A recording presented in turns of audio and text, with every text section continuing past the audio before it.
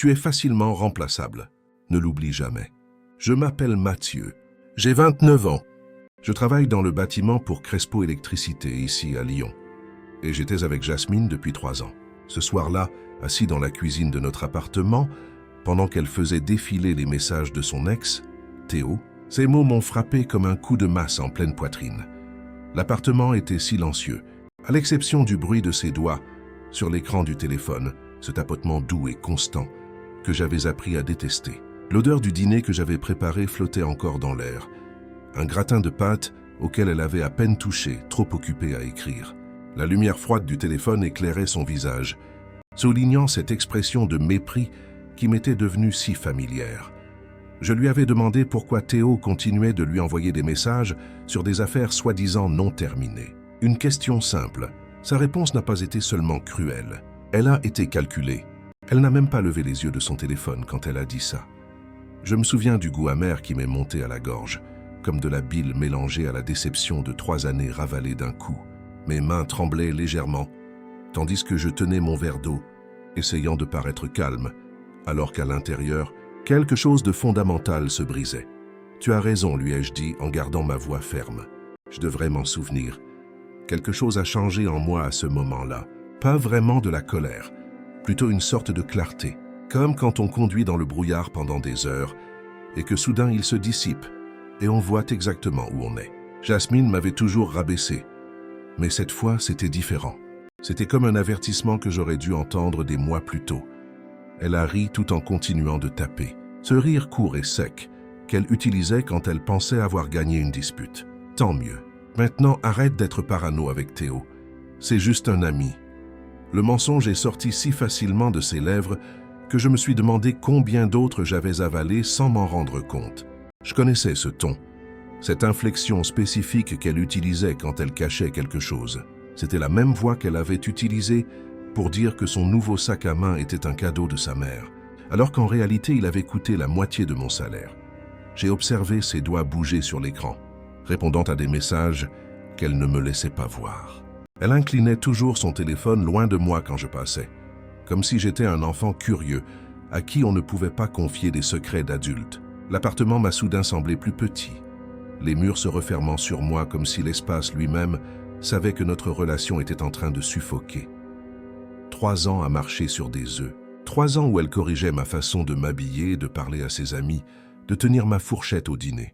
Je me souviens d'une fois dans un restaurant chic où elle avait insisté pour aller impressionner une collègue, elle m'a chuchoté avec colère que je coupais le poisson de la mauvaise manière.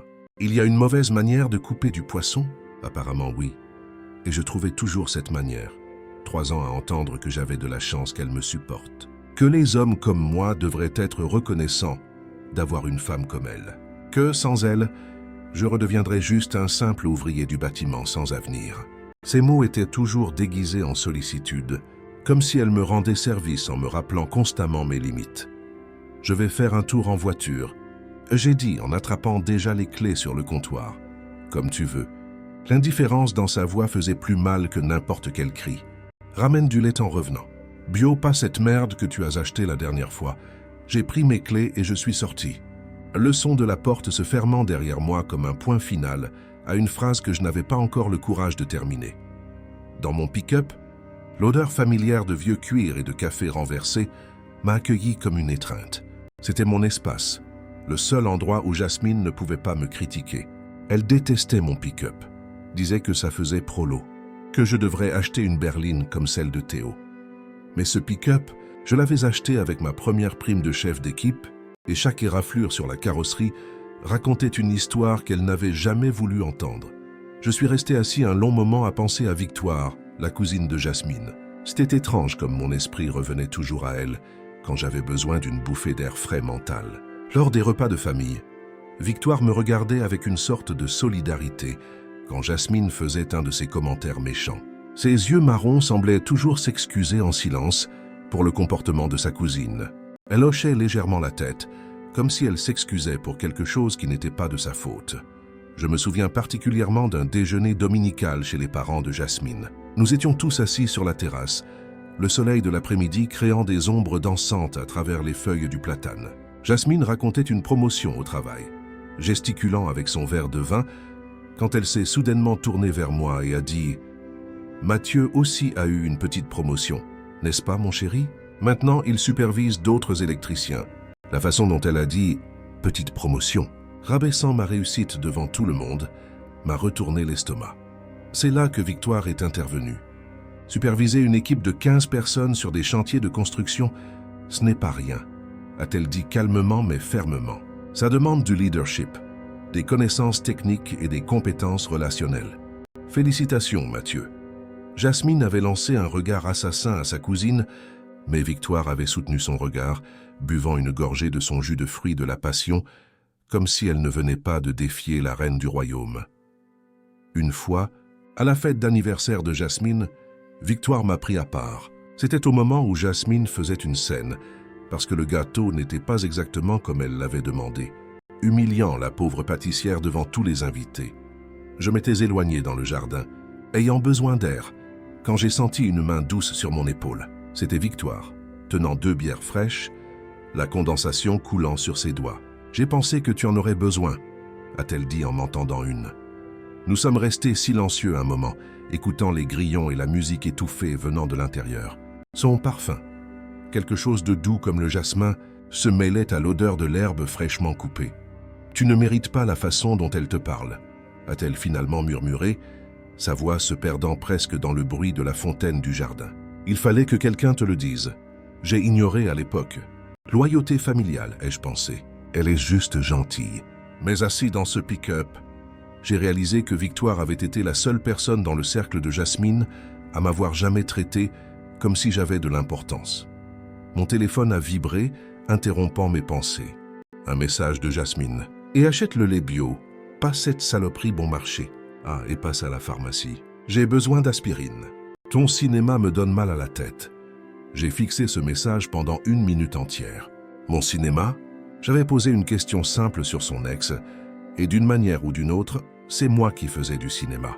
Alors je l'ai supprimé sans répondre, et j'ai conduit jusqu'à un magasin de bricolage.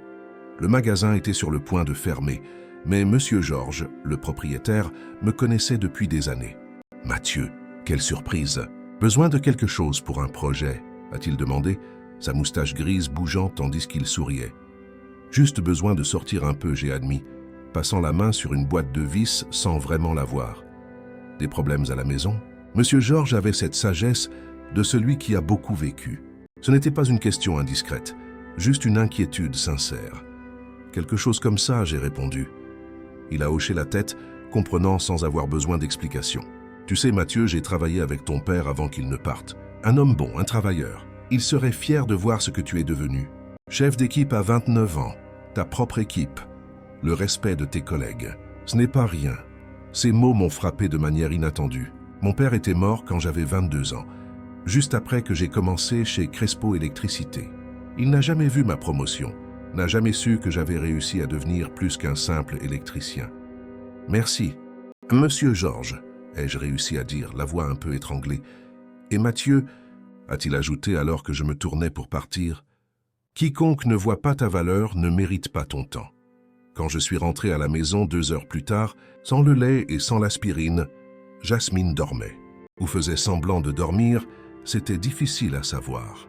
Je suis resté à la porte de la chambre à l'observer, la lumière du couloir créant une bande de clarté sur le sol. Elle était enroulée dans la couette, occupant le milieu du lit comme toujours, ne me laissant aucune place même dans son sommeil. Son téléphone était sur la table de chevet, encore allumé avec des notifications. Je pouvais voir le nom de Théo apparaître plusieurs fois, chaque message comme un petit poignard lumineux dans l'obscurité de la chambre. Pour la première fois depuis des mois, je n'ai rien ressenti. Aucune affection, aucune frustration, aucune culpabilité à propos des messages de Théo. Juste un espace vide là où 3 ans de tentatives pour être assez bien avaient l'habitude de vivre. C'était libérateur et terrifiant à la fois, comme être en chute libre sans savoir où se trouvait le sol. Je suis allé dans la cuisine et je me suis servi un verre de whisky, le liquide ambré brillant sous la lumière fluorescente. Sur le frigo, une photo de nous du début de notre relation était collée avec un aimant. Nous sourions sur une plage du lac d'Annecy, bronzés et apparemment amoureux. J'ai essayé de me souvenir de ce sentiment, mais c'était comme essayer de retenir de l'eau dans ses mains. C'est là que j'ai vu le carnet de notes de Jasmine ouvert sur la table. Normalement, j'aurais respecté sa vie privée. Mais quelque chose m'a poussé à regarder. C'était une liste de pour et de contre. Mon nom d'un côté, celui de Théo de l'autre. Sous mon nom, stable, fidèle, fait les tâches ménagères, facile à contrôler. Sous le nom de Théo. Avocat BMW appartement dans le 6e, relations importantes, avenir prometteur, me comprend intellectuellement. À la fin, une note de sa main, décision avant la fin du mois. J'étais évalué comme si j'étais une proposition commerciale. 3 ans réduits à une liste de pour et de contre. Le pire, c'était le facile à contrôler. C'est comme ça qu'elle me voyait? Comme un chien bien dressé, j'ai noté le numéro de Victoire sur un bout de papier. Je l'avais pris dans le téléphone de Jasmine des mois plus tôt, quand je me souciais encore d'être inclus dans les plans de la famille, quand je pensais encore que si je faisais plus d'efforts, je serais accepté. Le numéro était enregistré sous « Victoire cousine chiante ». Un autre signal d'alarme que j'avais ignoré. Demain, ai-je décidé, je vais utiliser ce numéro. Je ne savais pas exactement ce que je dirais, mais j'avais besoin de parler à quelqu'un qui me voyait comme une personne, pas comme un projet de rénovation ou une option d'investissement. J'ai dormi sur le canapé cette nuit-là, le cuir froid contre ma peau, le tic-tac de l'horloge murale marquant les secondes jusqu'à ma libération. J'ai rêvé de mon père. Il réparait un vieux câblage et souriait, disant que le travail bien fait était sa propre récompense. Je me suis réveillé avec des larmes séchées sur le visage et une décision limpide dans mon esprit. Jasmine et moi nous sommes rencontrés dans un bar sur les pentes de la Croix-Rousse quand j'avais 26 ans. C'était un vendredi soir, après une semaine particulièrement difficile au travail. Je venais de finir l'installation électrique d'un immeuble de bureaux et je fêtais ça avec quelques collègues. Le bar était bondé, le son trop fort, l'odeur de bière renversée et de parfums chers se mélangeant dans l'air étouffant. Elle terminait ses études de marketing, confiante et avec une langue bien pendue d'une manière qui m'avait impressionné à l'époque. Elle était avec un groupe d'amis, toutes riant fort et prenant des selfies. Jasmine se démarquait avec sa robe rouge et sa posture de quelqu'un qui savait exactement l'effet qu'elle produisait sur les hommes autour. C'est elle qui m'a abordé, ce qui aurait dû être un autre signe. « Tu n'as pas l'air du genre à fréquenter cet endroit », a-t-elle dit en s'appuyant sur le comptoir à côté de moi. Son parfum était quelque chose de cher et d'intense, qui me faisait tourner la tête. Et de quel genre j'ai l'air? Ai-je demandé, déjà un peu charmé par l'attention d'une si belle femme. Le genre qui travaille vraiment pour vivre, a-t-elle répondu, touchant légèrement la manche de ma chemise, où il y avait une petite tache de graisse que je n'avais pas remarquée. J'aime les hommes qui savent se servir de leurs mains. Cela faisait 2 ans que je travaillais chez Crespo Électricité, gagnant enfin un salaire décent après une phase difficile au début de la vingtaine. Après la mort de mon père, j'avais dû prendre en charge les factures de la maison et aider ma mère. Jasmine a semblé fascinée par mon histoire de persévérance, ou du moins c'est ce que j'ai pensé à l'époque. Elle a beaucoup investi sur moi au cours de ces premières semaines. Elle se présentait sur les chantiers avec du café et des croissants encore chauds, ignorant les regards curieux de mes collègues. Elle m'envoyait constamment des messages, des photos provocantes pendant la journée, qui me faisaient rougir et que les gars de l'équipe chambraient. Elle me donnait l'impression d'avoir gagné quelque chose de précieux, un trophée que d'autres hommes convoitaient. Il y a eu un après-midi en particulier, environ 1 mois après notre rencontre. Je travaillais sur une rénovation dans le vieux Lyon, tout en sueur et sale, quand elle est arrivée avec un déjeuner complet. Elle a organisé un petit pique-nique sur le chantier même, sur une bâche propre, avec des serviettes en tissu et tout. Mes collègues n'en revenaient pas. Tony, un électricien chevronné qui travaillait avec moi, m'a chuchoté « Celle-là, c'est du lourd pour un gars comme toi, Mathieu. Profites-en tant que ça dure. » J'ai ri à l'époque, certain qu'il avait tort. Jasmine m'a choisi, ai-je pensé. Parmi tous les types en costume qu'elle aurait pu avoir, elle m'a voulu moi. En y repensant, je vois tout différemment maintenant. Elle ne tombait pas amoureuse de moi. Elle me collectionnait, me façonnait, préparait son projet. J'étais de l'argile entre ses mains, prêt à être transformé en ce qu'elle pensait qu'un petit ami devait être. Les changements ont commencé petits, presque imperceptibles. D'abord, ce fut la barbe. « Chérie, tu es tellement plus beau bien rasé, disait-elle, en m'achetant un rasoir cher que je n'avais pas demandé. Ensuite, ce furent les vêtements. Tes t-shirts sont trop vieux, allons acheter quelque chose de plus présentable. » Elle n'aimait pas mes amis du travail. Je me souviens d'un barbecue que j'ai organisé à la maison, environ 6 mois après le début de notre relation. J'avais invité toute l'équipe, leurs femmes et leurs petites amies. Ce fut un désastre. Jasmine a passé tout l'après-midi avec un air dégoûté, dissimulant à peine son mépris quand Paul a raconté une blague un peu lourde ou quand la femme de Jean-Charles a parlé trop fort. Après, quand tout le monde est parti, elle a explosé. « Très rustre », a-t-elle dit en se frottant les tempes, comme si la simple présence de mes amis lui donnait une migraine physique. « On ne peut pas emmener ces gens nulle part, Mathieu. Si tu veux progresser dans la vie, tu dois t'entourer de personnes du niveau que tu veux atteindre. » « Mais ce sont mes amis, » j'ai essayé d'argumenter. « Des amis ?» a-t-elle ri avec dédain. « Ce sont tes collègues de travail. Il y a une différence. Les amis t'élèvent, t'inspirent. Ces gens ne feront que te tirer vers le bas. » Peu à peu, j'ai arrêté de sortir avec eux. J'inventais des excuses pour ne pas aller au barbecue du dimanche, au match de foot du samedi. Tony a essayé de m'avertir une fois. « Mathieu, fais attention de ne pas perdre qui tu es en essayant d'être qui elle veut que tu sois. » Mais j'étais trop aveugle pour écouter. Elle a choisi de nouveaux vêtements pour moi. Des chemises de marque qui coûtaient plus que ce que je gagnais en une journée. Des pantalons qui devaient être repassés. Des chaussures qui me faisaient mal aux pieds, habituée aux bottes de sécurité. Quand je me suis plaint du prix, elle a dit « C'est un investissement dans ton avenir. Tu ne peux pas te présenter dans des endroits importants en ayant l'air d'un ouvrier. » Le mot « ouvrier » sortait de sa bouche avec une telle aisance, comme si c'était une insulte évidente, quelque chose dont je devais avoir honte. Quand j'ai été promu chef d'équipe, j'étais aux anges. C'était une énorme réussite, la reconnaissance d'années de travail acharné et de dévouement. Je suis rentré à la maison avec une bouteille de champagne, espérant fêter ça. Jasmine a regardé la bouteille, puis moi, et a levé les yeux au ciel. « Chef d'équipe, c'est une raison de fêter ça maintenant. Mathieu, le fils de mon ami Paula, vient d'être promu directeur à la Société Générale, et il a notre âge. Ça, c'est une vraie promotion. Elle n'a pas bu le champagne avec moi. Elle a dit qu'elle était au régime et que je devrais penser à faire de même. Tu commences à avoir un ventre à bière, a-t-elle commenté en me piquant l'abdomen. Ça ne va pas avec quelqu'un qui veut être pris au sérieux. J'ai bu la bouteille entière seul cette nuit-là, assis sur le balcon, écoutant le bruit de la ville et me demandant pourquoi mon bonheur n'était jamais suffisant pour qu'elle le partage. Les repas dans sa famille étaient les pires. La première fois que je suis allé chez ses parents à Écully, c'était comme entrer dans un autre monde. La maison était immense, avec une piscine, un barbecue de compétition et un jardin qui semblait sorti d'un magazine.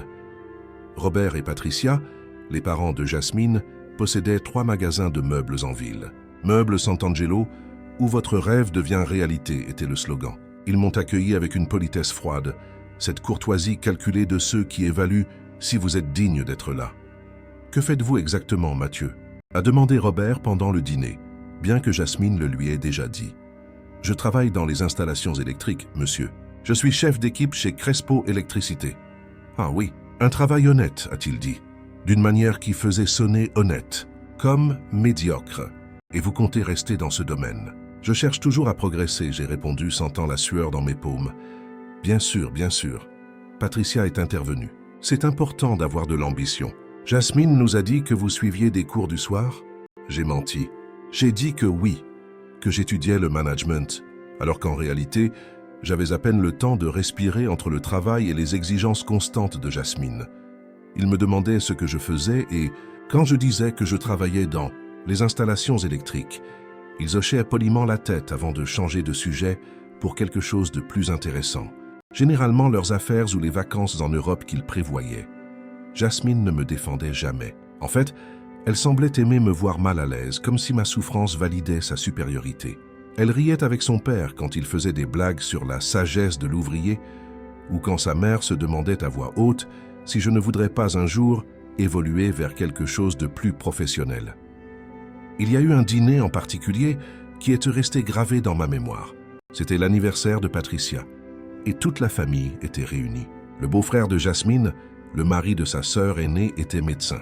Il a passé toute la soirée à parler de sa nouvelle clinique, de ses patients importants, de sa voiture allemande. « Et toi, Mathieu ?» a-t-il demandé à un moment donné, avec ce petit sourire de celui qui connaît déjà la réponse. « Des nouvelles dans le monde de... » Comment ça s'appelle déjà? L'électricité? Avant que je puisse répondre, Jasmine a interrompu. Mathieu est exactement là où il était l'année dernière. Certaines personnes trouvent leur place et s'y sentent à l'aise, n'est-ce pas, mon amour? Le silence qui a suivi était assourdissant. Tout le monde me regardait avec un mélange de pitié et de mépris, comme si j'étais un chien errant que Jasmine avait ramené à la maison et qui ne savait pas se comporter. Mais Victoire était différente. Elle était la seule qui semblait vraiment intéressée quand je parlais. Elle avait 27 ans, était institutrice en CE1 dans une école de Vèze et s'asseyait toujours près de moi lors de ses dîners infernaux. « Tu dois avoir des histoires incroyables de ton travail », a-t-elle dit une fois alors que tous les autres parlaient d'investissement. « J'imagine les endroits que tu as vus, les défis que tu as relevés. » Je lui ai raconté la fois où nous avons dû refaire tout le câblage d'un hôtel particulier du 19e siècle en presqu'île, à quel point il était difficile de préserver la structure historique tout en modernisant les systèmes. Elle a écouté avec une attention sincère, posant des questions intelligentes. « C'est fascinant. Tu es comme un chirurgien de bâtiment. Tu sauves des constructions anciennes et leur donnes une nouvelle vie. » Jasmine a soufflé de l'autre côté de la table. « N'exagère pas, Victoire. C'est juste du câblage. » « Ce n'est pas juste du câblage, » a répondu calmement Victoire. « C'est un travail spécialisé qui requiert des connaissances, de la précision et de la créativité. Tout le monde ne peut pas faire ce que fait Mathieu. » Quand j'ai expliqué comment nous refaisions le câblage de l'ancien opéra, elle a bu chacune de mes paroles. Elle m'a posé des questions sur les défis techniques, sur ce que c'était de travailler dans un bâtiment avec tant d'histoire. « Tu dois être très fier, » a-t-elle dit. « Savoir que ton travail permettra aux générations futures de profiter de cet espace culturel. » C'était la première fois depuis longtemps que quelqu'un parlait de mon travail avec respect, comme s'il importait, comme si j'importais. Quand le père de Jasmine a fait une autre blague sur les électriciens, quelque chose sur combien il en fallait pour changer une ampoule, Victoire a détourné la conversation avec élégance. En parlant de travail spécialisé, a-t-elle dit « Mathieu a réparé mon broyeur d'évier le mois dernier. Le technicien que j'avais appelé avant voulait me facturer 500 € et disait que ça prendrait une semaine. Mathieu l'a réparé en un après-midi et n'a pas voulu être payé. Il m'a fait économiser de l'argent et des maux de tête. » Jasmine lui a lancé un regard glacial. « Il aime bricoler avec des outils, » a-t-elle dit avec dédain. Il aime aider les gens, à corriger Victoire tout bas, mais fermement. Nos regards se sont croisés au-dessus de la table. Elle a souri, un petit sourire mais sincère, et quelque chose de chaud s'est répandu dans ma poitrine. Quelque chose qui n'avait rien à voir avec la gratitude. C'était de la reconnaissance. Pour la première fois depuis longtemps, quelqu'un me voyait. Les signaux d'alarme avec Jasmine se sont multipliés au fil des mois, comme de la mauvaise herbe dans un jardin abandonné. Chaque jour apportait une nouvelle critique, une nouvelle comparaison, un nouveau rappel que je n'étais pas assez bien. Elle a commencé à sortir avec ses amis, sans m'inviter. Les jeudis soirs sont devenus les soirées filles fixes. Quand je posais des questions à ce sujet, elle levait les yeux au ciel. « Tu ne t'intégrerais pas », disait-elle simplement. « On parle de choses que tu ne comprendrais pas. Marketing, tendencies, culture. Tu t'ennuierais. Mais j'aimerais essayer, j'ai insisté une fois. Mathieu, s'il te plaît, c'est déjà assez difficile d'expliquer à mes amis ce que tu fais. Ne m'oblige pas à devoir traduire les conversations toute la soirée. » Elle critiquait absolument tout. Ma façon de ranger le lave-vaisselle. Les assiettes doivent être tournées vers le bas, Mathieu, c'est évident. Ma façon de conduire. Tu conduis comme un routier, sans aucune classe. Ma façon de prononcer certains mots. On dit croissant, pas croissant, pour l'amour de Dieu. Il y a eu une nuit où j'ai préparé un dîner spécial. J'ai cherché des recettes, acheté des ingrédients chers, passé des heures en cuisine. J'ai fait un risotto aux crevettes, acheté un vin que le vendeur m'avait assuré être bon, dressé la table avec des bougies et tout. Elle est rentrée, a tout regardé et a dit « Du risotto ? Sérieusement, tu sais combien de calories il y a là-dedans ? Et ce vin est français ? Mathieu, je t'ai dit que les vins de supermarché, c'est gênant à servir. » Elle a mangé 3 bouchées, a dit qu'elle n'avait pas faim et est allée regarder Netflix dans la chambre. J'ai mangé seul à la lueur des bougies.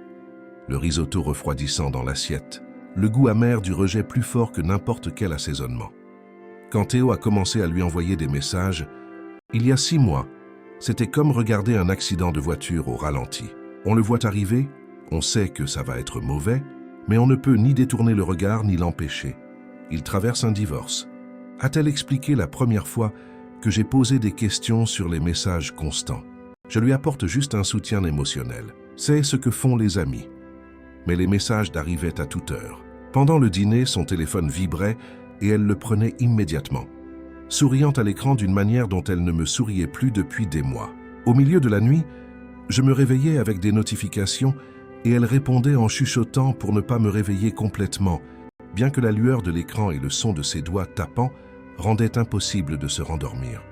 Son téléphone était toujours face vers le bas maintenant, l'écran verrouillé avec un mot de passe qu'elle changeait fréquemment. Quand il sonnait, elle regardait l'identifiant avant de répondre. Et si c'était lui, elle quittait la pièce. Je dois répondre. C'est à propos du divorce, disait-elle, comme si j'étais trop idiot pour remarquer le ton de voix différent, le rire doux, la façon dont elle jouait avec ses cheveux en parlant. Elle prenait des appels dans la salle de bain, l'eau de la douche coulant pour couvrir la conversation. 40 minutes dans la salle de bain sont devenues la routine. Quand elle sortait, le miroir était embué, mais elle était sèche, preuve qu'elle avait passé tout le temps au téléphone. Et elle a commencé à dire des choses comme « Théo apprécie mes conseils. Il m'écoute vraiment. Il dit que j'ai une perspective unique sur les choses. C'est bon de parler à quelqu'un qui comprend vraiment le monde de l'entreprise. » L'allusion était claire. Contrairement à moi qui ne comprenais pas, qui n'écoutais pas, qui n'appréciait pas. Il y a eu une nuit où elle riait aux éclats au téléphone avec lui. J'essayais de regarder la télé, mais son rire remplissait l'appartement. C'était un rire que je n'avais pas entendu depuis des années. Sincère, amusé, vivant. On dirait que tu t'amuses. J'ai commenté quand elle a enfin raccroché. La jalousie, c'est tellement laid, Mathieu, a-t-elle répondu, mais il y avait une lueur dans ses yeux, comme si mon malaise était une victoire. Ce n'est pas de la jalousie. C'est juste, quand est-ce que nous avons ri comme ça ensemble pour la dernière fois? Elle s'est arrêtée un moment, m'analysant. Peut-être que quand tu auras quelque chose d'intéressant à dire, je rirai. Théo a des histoires fascinantes, des affaires juridiques passionnantes, des dîners d'affaires, des voyages. Tu veux que je rie de tes histoires de fils et de disjoncteurs? Sa cruauté désinvolte ne me surprenait plus, mais elle faisait encore mal. C'était comme une coupure de papier, petite mais persistante, saignant peu à peu mon estime de moi. La nuit où elle m'a dit que j'étais facilement remplaçable, j'ai enfin compris. Elle me préparait à ce moment depuis des mois, peut-être des années. Chaque critique, chaque comparaison, chaque moment de mépris était une brique dans le mur qu'elle construisait entre nous. Assis dans cette cuisine, l'écoutant dire ces mots tout en écrivant à un autre homme, j'ai réalisé que ce n'était pas une menace, c'était une promesse. Elle était déjà en train de me remplacer, elle attendait juste le bon moment pour le rendre officiel. Le lendemain matin, Jasmine est partie tôt au travail sans dire au revoir. Je l'ai entendue dans la salle de bain, le bruit du sèche-cheveux, le pchit de son parfum cher, ses talons sur le carrelage froid. Elle est passée dans le salon, où je faisais semblant de dormir sur le canapé, a hésité une seconde puis a continué. La porte a claqué avec une finalité. J'ai appelé Crespo Électricité et j'ai dit que j'étais malade. La première fois en 2 ans. Monsieur Carlos, mon patron, a semblé inquiet. « Tout va bien, Mathieu? Tu n'es jamais absent. » « Juste besoin de régler quelques affaires personnelles, Monsieur Carlos. » « Bien sûr, tout le monde a besoin d'une journée parfois. L'équipe s'en sortira. » Sa compréhension, si simple et sans jugement, a failli me faire pleurer. Au travail, j'étais respecté, apprécié. Ce n'est qu'à la maison que je me sentais petit. Je me suis assis à la table de la cuisine, fixant le numéro de Victoire que j'avais noté la veille. Le papier était froissé à force de l'avoir pris et reposé, décidé et renoncé. Qu'est-ce que je faisais? Appeler la cousine de ma fiancée parce que mes sentiments étaient blessés? Ça semblait pathétique même à moi, mais je me suis souvenu de son regard, cette fois dans le jardin pendant la fête d'anniversaire de Jasmine. Tu ne mérites pas ça. Peut-être qu'elle était juste gentille, mais personne d'autre ne l'avait jamais dit. Pas une seule fois en 3 ans, quelqu'un n'avait suggéré que je valais plus que ce que Jasmine m'offrait. Ma mère essayait à sa manière en disant des choses comme « Cette jeune fille est très exigeante, non ?» Mais jamais directement, jamais clairement. J'ai composé le numéro avant de pouvoir me convaincre du contraire. Le téléphone a sonné 1, 2, 3 fois. J'ai failli raccrocher. « Mathieu ?» La voix de Victoire semblait surprise, mais pas désagréablement. « Tout va bien. »« Quan, c'est Jasmine. Comment savait-elle ?»« Comment savait-elle toujours ? J'ai besoin de te demander quelque chose. » J'ai dit, ma voix sonnant étrange à mes propres oreilles. « Et j'ai besoin que tu sois honnête avec moi. » Silence pendant un moment. Je pouvais entendre des enfants en arrière-plan, probablement ses élèves. « Attends une seconde, a-t-elle dit. »« Les enfants, continuer l'activité de coloriage. Maîtresse Victoire revient tout de suite. J'ai entendu des pas, une porte se fermer, le bruit s'étouffant. Ok, maintenant je peux parler. Qu'est-ce qui s'est passé? Tu penses que Jasmine m'aime? La pause s'est étirée si longtemps que j'ai cru qu'elle avait raccroché. Je pouvais entendre sa respiration prudente, mesurée. Finalement, Victoire a dit « On peut se voir quelque part ?» Ce n'est pas une conversation pour le téléphone. Mon cœur s'est accéléré. Si elle avait voulu me rassurer, dire que tout allait bien, elle l'aurait fait par téléphone. Vouloir me rencontrer signifiait qu'il y avait quelque chose à dire. Quelque chose qui devait être dit en me regardant dans les yeux. Bien sûr. Où? Il y a un café à mon plaisir, rue Antoine Lumière. Le Café Retiro. Tu connais? Je connais. Quelle heure? Ma pause déjeuner est à midi. Je t'y retrouve? J'y serai, Mathieu. A-t-elle commencé puis s'est arrêtée? Juste. À tout à l'heure. Elle a raccroché. Je suis resté là, tenant le téléphone, regardant l'écran noir, me demandant si je venais de faire le premier pas pour sortir du trou ou pour en creuser un encore plus grand. J'ai passé les 2 heures suivantes à ranger l'appartement de manière obsessionnelle. J'ai lavé la vaisselle que Jasmine avait laissée dans l'évier. J'ai passé l'aspirateur. J'ai organisé ses magazines sur la table basse. C'était comme si en rangeant l'espace physique, je pouvais ranger le désordre dans ma tête. J'ai trouvé des choses dans l'appartement qui racontaient l'histoire de notre relation. Un cadre photo avec notre photo au lac d'Annecy. Tous les deux souriants, mais maintenant je pouvais voir la tension dans mon sourire. Un livre de développement personnel qu'elle m'avait offert. Comment devenir la meilleure version de vous-même. Il était intact, la tranche même pas pliée. Une carte de mon anniversaire de l'année dernière où elle avait écrit « Pour mon petit ami, qui un jour sera tout ce qu'il peut être », même sur une carte d'anniversaire. Elle ne pouvait pas m'accepter tel que j'étais. J'ai pris une douche. Je me suis rasé. J'ai choisi une chemise propre. Pas la chemise chère qu'elle avait achetée, mais une simple bleue que ma mère m'avait offerte à Noël. Je me sentais plus moi-même dedans. Je suis arrivé au café 15 minutes en avance. C'était un endroit chaleureux, avec des plantes partout, une musique douce, l'odeur de café fraîchement moulu dominant l'atmosphère. J'ai choisi une table dans un coin, d'où je pouvais voir l'entrée. Victoire est arrivée portant une robe d'été jaune qui la faisait ressembler à un rayon de soleil entrant dans le café. Plusieurs hommes ont tourné la tête quand elle est passée, mais elle n'a pas semblé le remarquer, ses yeux me cherchant jusqu'à ce qu'ils me trouvent. Elle s'est assise en face de moi et a croisé les mains sur la table. De près, j'ai pu voir l'inquiétude dans ses yeux, de petites rides de tension qui ne correspondaient pas à son visage habituellement serein. « Tu as l'air fatigué », a-t-elle dit doucement. « Je n'ai pas très bien dormi. J'imagine que non. » Elle a fait signe au serveur. « 2 cafés, s'il vous plaît. » Et elle m'a regardé. « Tu as déjeuné. Je ne pourrais rien avaler maintenant. 2 cafés alors. Et un croissant pour lui, » a-t-elle dit au serveur. « Tu dois manger quelque chose, même si tu n'en as pas envie, » m'a-t-elle dit quand nous nous sommes retrouvés seuls. Elle m'a raconté ce qu'elle t'a dit. Victoire a commencé sans détour, sur le fait d'être remplaçable. Mon estomac s'est noué. Comment tu... Elle te l'a dit? Elle m'a appelé en riant hier soir. La voix de Victoire était basse, contrôlée, mais je pouvais sentir la colère sous-jacente. Elle a dit qu'elle t'avait remis à ta place, que tu avais simplement accepté, sans même riposter. Elle était fière de ça, Mathieu, fière de t'avoir blessé. Chaque mot était un coup de poing. Jasmine avait appelé sa cousine pour se vanter de m'avoir humilié. Mathieu, ce n'est pas normal. Les gens qui s'aiment ne disent pas des choses comme ça. Ils n'appellent pas d'autres personnes pour en rire. Victoire semblait choisir ses mots avec soin. Elle testait ta réaction pour voir si tu allais enfin te réveiller. Tester? Pour voir si tu accepterais tout. Si tu acceptais ça, elle sait qu'elle peut faire ce qu'elle veut, y compris sortir ouvertement avec Théo. J'ai senti quelque chose se briser dans ma poitrine. Un son presque audible, comme du verre qui se brise.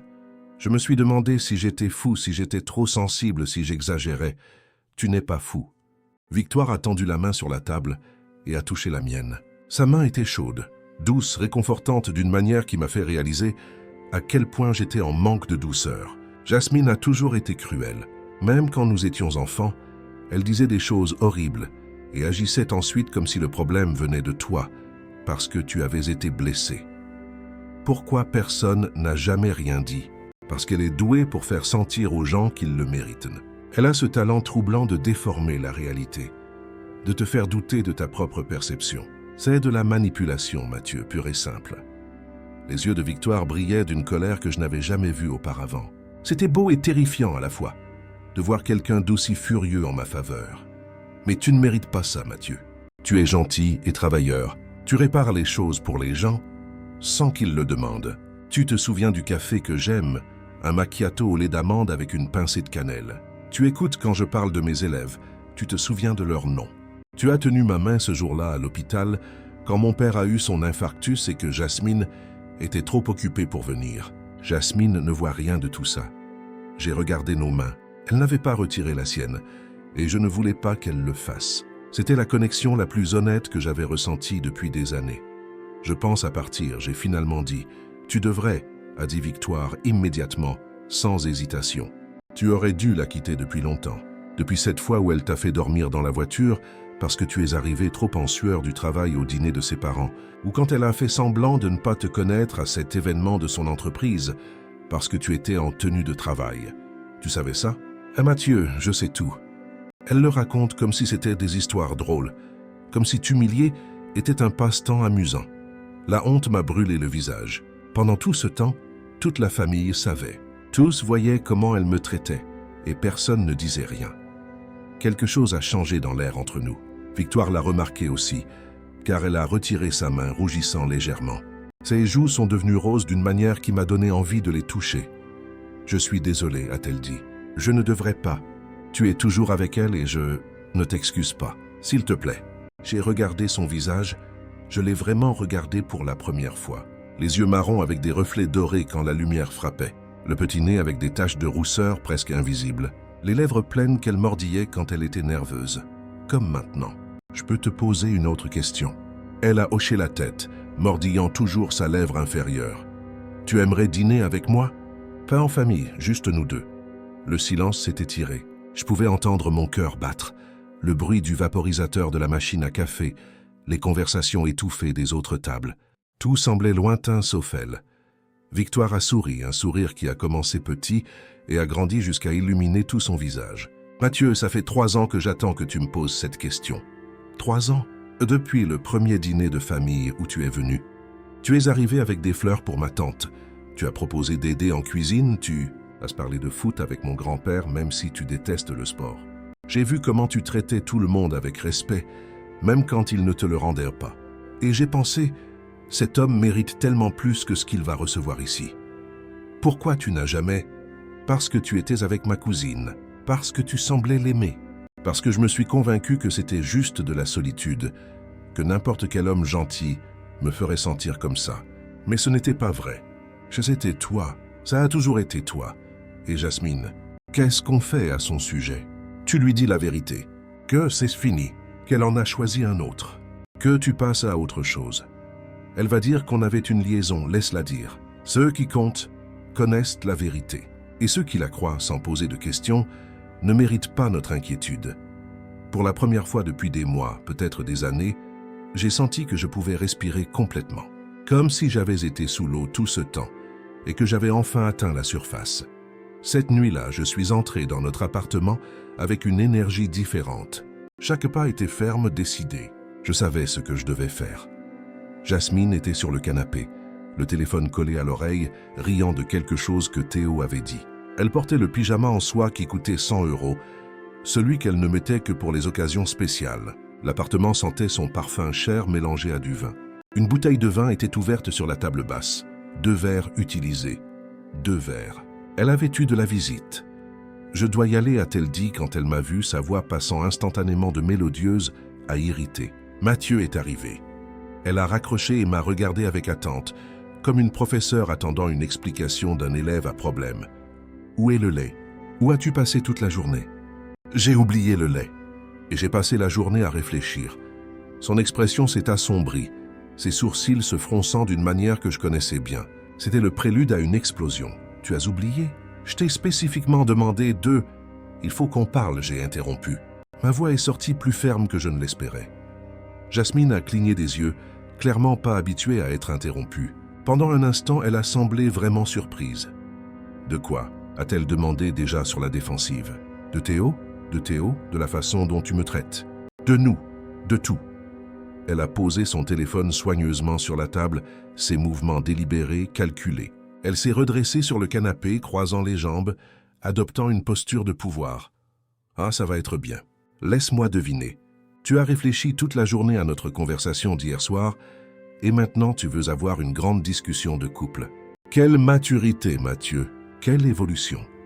Le sarcasme dégoulinait de chaque mot comme du venin. Je veux que tu arrêtes de parler à Théo, j'ai dit simplement. Jasmine a ri.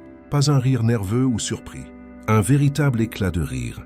Comme si j'avais raconté la meilleure blague du monde. Pardon? A-t-elle réussi à dire entre deux rires. Tu veux quoi? Je ne me sens pas à l'aise avec ça. Les messages constants, les appels, les visites quand je ne suis pas là. Ce n'est pas approprié pour quelqu'un qui est fiancé. Des visites? De quoi tu parles? Nina Mosandi ici. Et depuis quand c'est toi qui décides avec qui je peux parler ou non? Depuis que je suis devenu ton fiancé. Et il y a 2 verres de vin sur la table, Jasmine. Tu ne bois pas seule. Elle a regardé les verres comme si elle les voyait pour la première fois. La femme de ménage a dû les laisser là. La femme de ménage vient le mardi. Aujourd'hui, on est jeudi. Son silence a tout dit. Théo est mon ami, a-t-elle finalement dit, changeant de tactique. Je ne vais pas couper les ponts avec un ami parce que tu manques de confiance en toi. Ce n'est pas une question de confiance. C'est une question de respect. C'est exactement une question de confiance en soi. Jasmine s'est levée, croisant les bras, sa posture de combat. C'est de ça que je parle, Mathieu. Tu te sens menacé par tout. Théo a un cabinet d'avocats prospère. Il conduit une BMW. Il a un Pentus dans le 6e. Bien sûr que ça te met mal à l'aise. Les mots ont atteint exactement là où elle le voulait. Mais au lieu de la spirale de honte habituelle, j'ai seulement ressenti de la clarté. Elle confirmait tout ce que Victoire avait dit. Tu as raison, j'ai dit calmement. Je suis mal à l'aise, mais pas à cause de l'argent ou de la voiture de Théo. Alors à cause de quoi? Parce que ma fiancée me trompe émotionnellement et agit comme si j'étais fou de le remarquer. Le visage de Jasmine est devenu froid, toute prétention d'innocence s'évaporant. Te tromper émotionnellement, a-t-elle craché les mots. C'est ridicule, vraiment. Quand est-ce que tu as ri de quelque chose que j'ai dit pour la dernière fois? Silence. Quand est-ce que tu as pris un de mes appels devant d'autres personnes pour la dernière fois? Plus de silence. Quand est-ce que tu m'as défendu devant quelqu'un pour la dernière fois? Tes parents, tes amis, n'importe qui? Je ne devrais pas avoir à te défendre, a-t-elle dit froidement. Si tu devrais. Les mots sont sortis plus forts que je ne le voulais. C'est ce que les gens font quand ils aiment quelqu'un. Ils défendent. Ils soutiennent. Ils ne disent pas que la personne est facilement remplaçable. Ma voix a résonné dans l'appartement. Pendant un instant, nous nous sommes fixés, des années de rancœur non dites flottant entre nous. Jasmine m'a regardé pendant un long moment. Puis elle a souri. Et c'était l'expression la plus froide que j'ai jamais vue sur son visage. C'était le sourire d'un prédateur qui a décidé d'arrêter de jouer avec sa proie. « Tu veux savoir la vérité, Mathieu ?» a-t-elle dit, sa voix dangereusement calme. Théo m'a demandé d'emménager avec lui. Son divorce sera finalisé le mois prochain. Il veut que je sois là quand tout sera fini. Comme la nouvelle Madame Martin. Les mots auraient dû me dévaster. 6 mois plus tôt, il m'aurait complètement détruit. Au lieu de cela, j'ai ressenti un étrange soulagement. Le masque était complètement tombé. Donc tu me trompes. J'ai dit simplement. Je garde mes options ouvertes, a-t-elle dit, relevant fièrement le menton, ce qui est exactement ce que tout le monde devrait faire quand on est avec quelqu'un qui ne sera jamais rien de plus qu'un électricien. Il n'y a rien de mal à être électricien. Il n'y a rien de mal si tu te satisfais de la médiocrité. Mais moi non. Jasmine a repris son téléphone, ses doigts cherchant déjà le contact de Théo. Théo valorise l'ambition. Il valorise l'intelligence. Il valorise quelqu'un qui veut plus de la vie que de réparer les problèmes des autres pour un salaire horaire. Salaire horaire. Je suis chef d'équipe, Jasmine. Je suis payé au mois. J'ai une équipe, des responsabilités, des tailles. Tu travailles toujours avec tes mains. Tu rentres toujours sale à la maison. Tu sens toujours le travail manuel. Je suis resté là, absorbant la cruauté pure de ses propos. 3 ans de petites coupures avaient mené à ce moment. Jasmine révélant exactement ce qu'elle avait toujours pensé de moi. Je vais dormir chez mon frère ce soir, j'ai dit calmement. Parfait. Je vais appeler Théo. Peut-être qu'il voudra venir ici cette fois puisque tu pars. Elle était déjà en train de taper en parlant, un petit sourire aux lèvres. À la porte, je me suis retourné. Au fait, Jasmine, J'ai pris un café avec Victoire aujourd'hui. Ses doigts se sont arrêtés. Elle a levé les yeux lentement. Et pour la première fois de la soirée, j'ai vu de l'incertitude sur son visage. Pourquoi? Le mot est sorti aussi tranchant qu'un couteau. Elle pense que je mérite mieux que ça, Victoire. A-t-elle ri? Mais le son était forcé maintenant. Victoire ne sait rien des relations. Elle est célibataire depuis 2 ans. Aucun homme ne veut d'elle parce qu'elle est trop pathétique, toujours à se mêler de la vie des autres. Peut-être qu'elle attendait juste la bonne personne. Je suis sorti avant qu'elle ne puisse répondre. Mais j'ai entendu le bruit de quelque chose se brisant contre la porte dès que je l'ai fermée. Probablement le verre de vin. Dans mon pick-up, mon cœur battait la chamade, mais mes mains étaient stables. J'ai appelé Victoire. Comment ça s'est passé? A-t-elle demandé immédiatement sans même dire bonjour. Exactement comme tu l'avais dit. J'ai démarré le moteur, le ronronnement familier me calmant. Elle a choisi Théo, elle va emménager avec lui quand le divorce sera prononcé. Oh Mathieu, je suis désolé. Ne le sois pas. Je pense que c'est la meilleure chose qui pouvait arriver. Je vais chez mon frère. Je peux te voir demain? Bien sûr. Même café. En fait, que dirais-tu d'un vrai dîner? Il y a un restaurant italien dans le quartier Jean Massé que j'ai toujours voulu essayer. Elle a ri, un son léger et musical. J'adorerais. 20 heures. Parfait. Mathieu, sa voix est devenue douce. Tu as fait ce qu'il fallait. Je sais que ça ne semble pas être le cas maintenant, mais c'est vrai. Je sais. Pour la première fois depuis longtemps, je le sais. Mon frère Daniel habitait une maison à la Guillotière.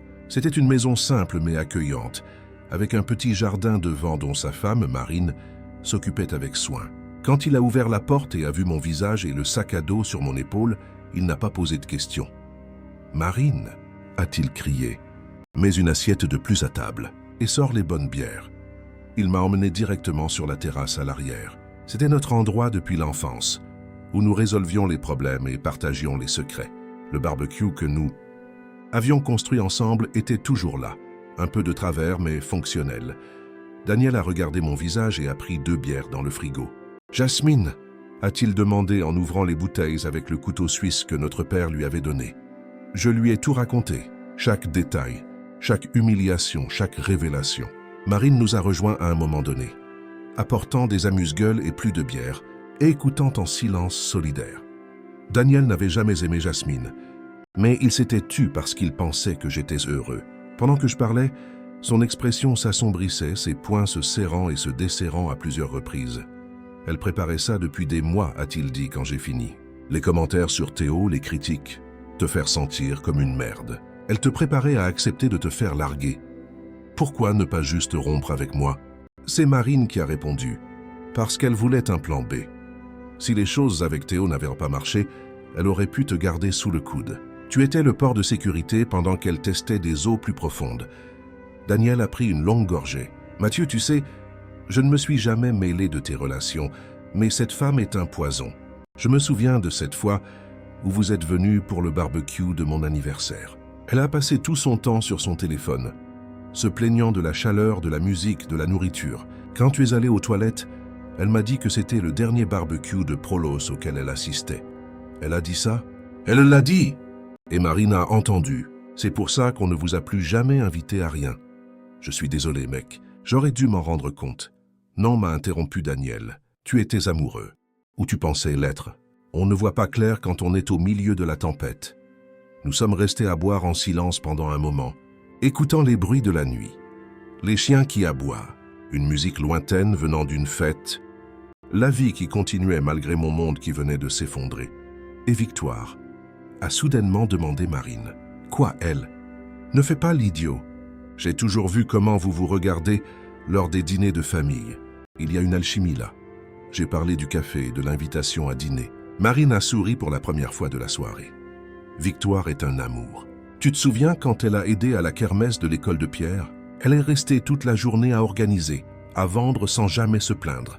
Et quand Pierre a renversé du jus sur elle, elle a juste ri et a dit que le violet était de toute façon sa couleur préférée. Elle est spéciale, j'ai convenu. Elle est ce que tu mérites, mon frère. Quelqu'un qui te voit, pas un projet à rénover. Le lendemain matin, je me suis réveillé sur le canapé de Daniel avec le soleil sur le visage et pour la première fois depuis des mois, sans anxiété dans la poitrine, sans peur de ce que Jasmine dirait de quoi que ce soit. sans intention de faire quelque chose de mal, juste la paix. Mon téléphone avait 47 messages de Jasmine. Il variait de furieux à manipulateur à désespéré. Comment oses-tu m'humilier comme ça? Tu vas le regretter. On peut parler comme des adultes, m'a dit ça. Oh, Théo pense que tu es ridicule. Fais-tu mon dossier, m'a dit la sensa. Rentre à la maison, on peut arranger ça. Comme tu ne trouveras personne de mieux que moi. Toi, Victoire, t'utilises pour m'atteindre. Toi, tu te sens, je t'ai aimé à ma façon. La dernière m'a fait rire, sa façon. Sa façon d'aimer était de détruire la personne jusqu'à ce qu'elle soit reconnaissante pour des miettes d'affection. Je les ai tous supprimés sans répondre. Victoire m'a envoyé un message. Je pense à toi. J'ai hâte d'être à ce soir. Celui-là, j'y ai répondu. Moi aussi. Merci de m'avoir aidé à y voir plus clair. J'ai passé la journée à m'occuper des choses pratiques. Je suis allé à l'appartement pendant que Jasmine était au travail et j'ai pris mes affaires essentielles. J'ai laissé la bague de fiançailles sur le comptoir de la cuisine avec un mot. Tu avais raison. Je suis facilement remplaçable. J'espère que Théo te rendra heureuse. Je viendrai chercher le reste de mes affaires samedi. S'il te plaît, ne sois pas là. Simple, direct, sans drame. Le soir, je me suis préparé avec soin. Marine a insisté pour me prêter une chemise de Daniel, mais j'ai refusé. Je voulais être moi-même. J'ai mis ma meilleure chemise, celle que ma mère disait qui faisait ressortir mes yeux. Un jean propre, des chaussures simples, mais bien entretenues. Je suis arrivé au restaurant 15 minutes en avance. C'était un endroit chaleureux. Éclairage doux, musique italienne basse, l'arôme d'ail et de basilic dans l'air. Rien de prétentieux, juste accueillant. Victoire est arrivée à l'heure, portant une simple robe rouge qui la faisait rayonner. Quand elle a souri en me voyant, j'ai senti des papillons dans l'estomac comme un adolescent. « Tu es venue » a-t-elle dit, semblant vraiment surprise. « Pourquoi ne serais-je pas venue? J'ai pensé que tu changerais peut-être d'avis, que Jasmine te convaincrait de revenir. Elle est douée pour ça. Plus maintenant. Ce pouvoir est terminé. Nous nous sommes assis, avons commandé du vin, et pour la première fois depuis des années, j'ai eu une vraie conversation.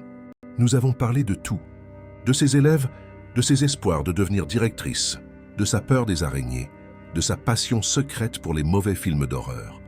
J'ai parlé de mon rêve d'avoir un jour ma propre entreprise, de comment mon père me manquait encore, de ma collection secrète de livres de science-fiction dont Jasmine n'avait jamais eu connaissance parce qu'elle aurait trouvé ça ridicule. Tu lis de la science-fiction? Ses yeux se sont illuminés. J'adore. Quel est ton auteur préféré? Et ainsi de suite, nous avons découvert des facettes l'un de l'autre, riant pour de vrai, sans filtre, sans peur du jugement. Quand elle a ri d'une histoire sur Daniel et moi coincés sur un toit pendant une installation, c'était un éclat de rire sincère, la tête renversée en arrière, les yeux larmoyants. C'était magnifique. Elle était magnifique. Victoire, j'ai dit quand le dessert est arrivé, un tiramisu à partager. Je dois être honnête sur une chose. Elle s'est arrêtée avec sa cuillère à mi-chemin, l'inquiétude traversant son visage. Quoi? J'ai des sentiments pour toi depuis longtemps. Mais je ne l'aurais jamais admis tant que j'étais avec Jasmine. Je veux que tu saches que ça, nous, ce n'est pas un pansement. Ce n'est pas une vengeance. C'est réel. Elle a posé sa cuillère et a pris ma main sur la table. Mathieu, j'ai attendu 3 ans. Je peux attendre plus si tu as besoin de temps pour te remettre. Et si je n'en ai pas besoin, et si je sais exactement ce que je veux? Elle a serré ma main. Alors nous sommes 2. Le samedi suivant, la réunion de famille est arrivée comme un ouragan. Toute la famille se réunissait chaque année pour célébrer l'anniversaire de Patricia et bien sûr pour potiner sur la vie des autres. Victoire et moi avions convenu d'arriver ensemble, mais pas main dans la main. Nous voulions voir la réaction naturelle de tout le monde. Nous sommes entrés dans le garage à 14 heures précises. Par la fenêtre, j'ai pu voir Jasmine tenir la cour, gesticulant de façon dramatique, racontant probablement sa version de l'histoire où elle était la victime et moi le méchant ingrat. Elle n'avait aucune idée de ce qui l'attendait. « Prêt ?» a demandé Victoire en ajustant la robe bleue qu'elle avait choisie. « Tu es magnifique », j'ai dit et elle a rougi. « Toi aussi, tu es beau. Cette chemise te donne l'air de quelqu'un qui sait ce qu'il veut. » C'était une nouvelle chemise que j'avais choisie moi-même. Bleu marine, bien coupée, elle me donnait confiance en moi. « Allons-y alors », j'ai dit, lui offrant mon bras. Elle a entrelacé le sien dans le mien, et nous avons marché jusqu'à la porte. Jasmine nous a vus par la fenêtre, avant que nous n'arrivions à la porte d'entrée. J'ai regardé son visage passer par tout un spectre d'émotions. Confusion en me voyant, incrédulité en voyant Victoire avec moi, puis pure fureur quand elle a réalisé que nous étions bras dessus, bras dessous. Quand Patricia a ouvert la porte, son sourire professionnel a vacillé en nous voyant ensemble. Victoire et Mathieu, ensemble. « Salut ma tante », a dit calmement Victoire. « Oui, nous sommes venus ensemble. » Jasmine poussait déjà les parents pour arriver jusqu'à nous, sa robe noire flottant comme les ailes d'une chauve-souris en colère. Son visage était rouge, ses yeux brillants de rage. « Qu'est-ce que c'est que ça ?» a-t-elle exigé, sa voix assez tranchante pour que toute la fête s'arrête et nous observe. « Qu'est-ce que tu fais ici avec elle ?»« Bonjour, Jasmine. » j'ai dit calmement en gardant ma voix neutre. « Victoire m'a invité. »« T'as invité ? Tu es mon fiancé. » En fait, non plus maintenant.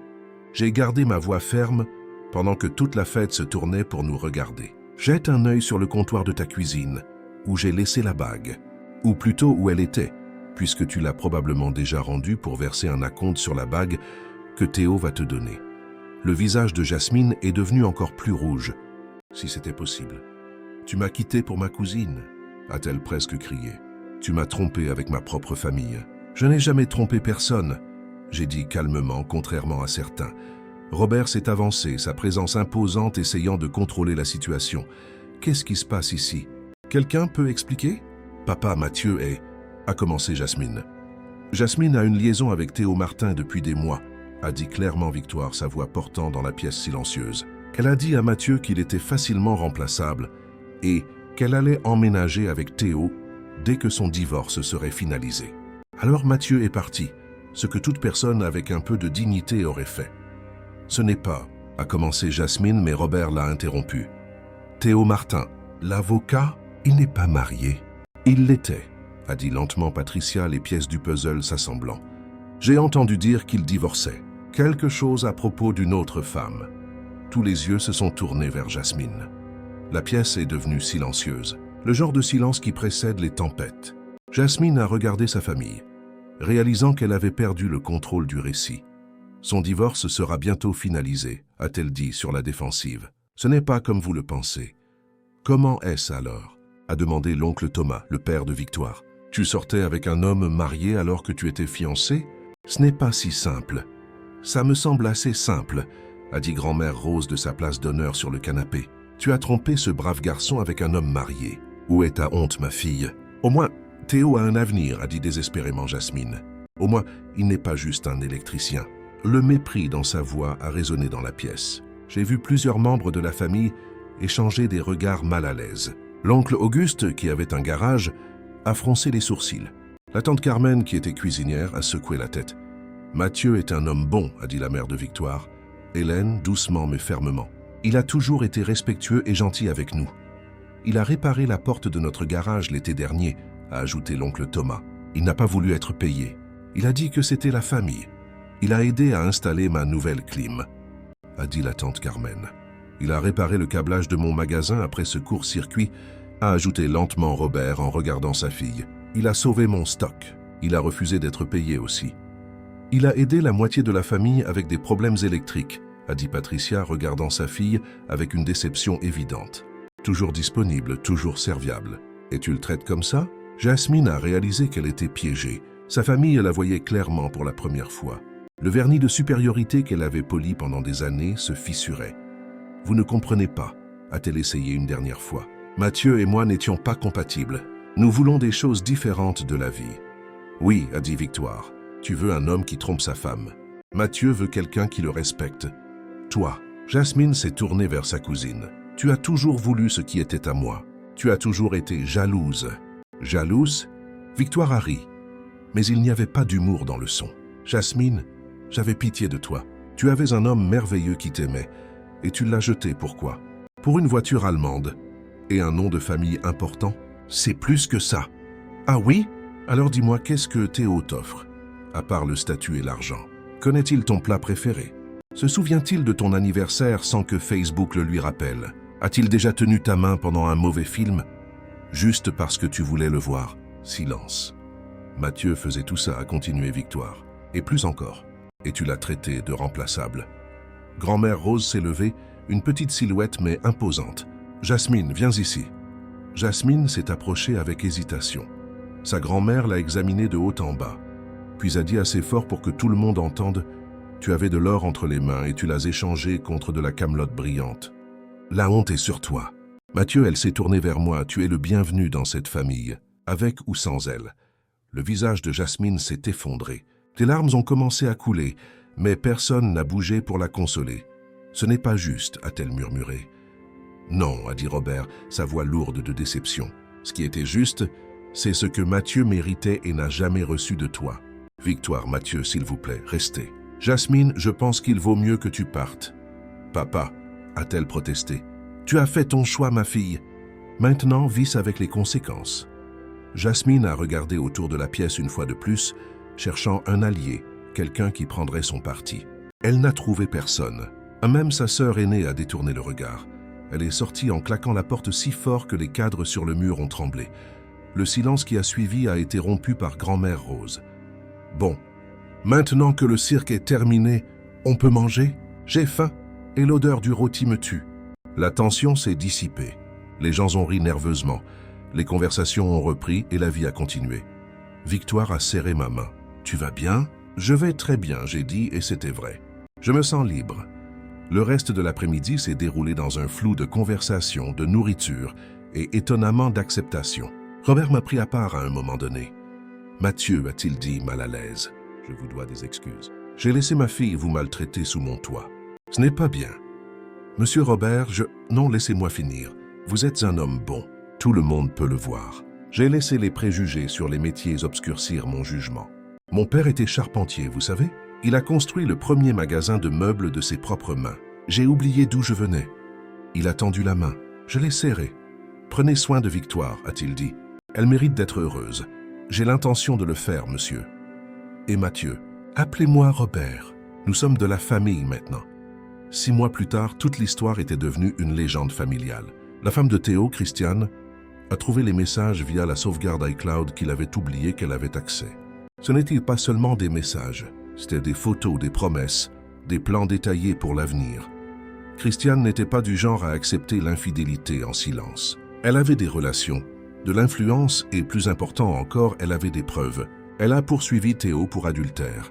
Une procédure rare mais possible quand il y a des preuves concrètes de préjudice moral. Jasmine est devenue persona non grata dans leur cercle social. Les épouses des associés de Théo la traitaient comme du poison. Personne ne voulait d'une briseuse de ménage dans les parages. Théo a perdu son poste d'associé au cabinet d'avocat. Apparemment, un scandale sexuel n'était pas bon pour l'image du cabinet. Il a perdu la moitié de ses biens dans le divorce, y compris le penthouse du 6e qui impressionnait tant Jasmine. Jasmine a perdu son emploi quand le scandale a atteint son lieu de travail. Apparemment, avoir une liaison avec un client marié violait plusieurs politiques de l'entreprise.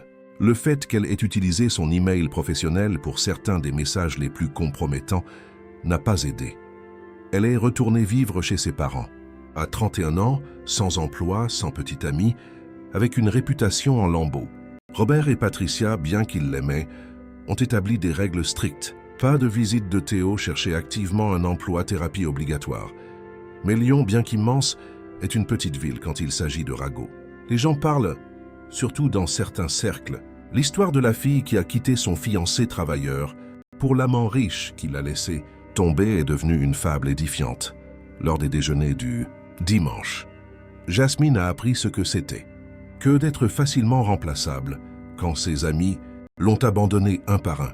Les amis mariés ne voulaient pas d'elle près de leur mari. Les célibataires ne voulaient pas de la compétition désespérée. Elle est devenue toxique par association. Pendant ce temps, Victoire et moi avons pris notre temps. Nous sommes sortis ensemble comme il se doit, sans précipitation, sans drame, juste 2 personnes apprenant à se connaître sans masque.